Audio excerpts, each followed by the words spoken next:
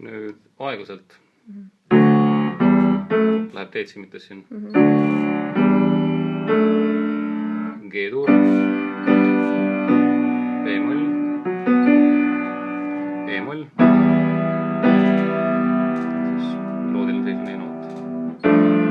See akord on sisuliselt G7, aga B-noot ei ole, et siin on sul üleval nagu D-moll sekstakord pööre. Edasi C-tuur. Ja nüüd on G-tuur B-bassiga, B-nooti siin ära dubleerin.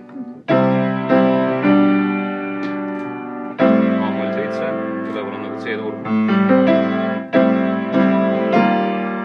Ja see on nüüd S at 2, et siis teine aasta on nagu see F siin. Kas ta on niimoodi või nii, et suurt vahet ei ole, et see S-noot on nagu nii vasakus käes olemas. Teisel korral meloodiline seis on natukene kõrgem. G-tuur, G on siin üleval. B-moll, E-moll, jällegi D-moll G-bassiga, ilma B-ta. C-tuur, see on nüüd G-mai 7 B-bassiga.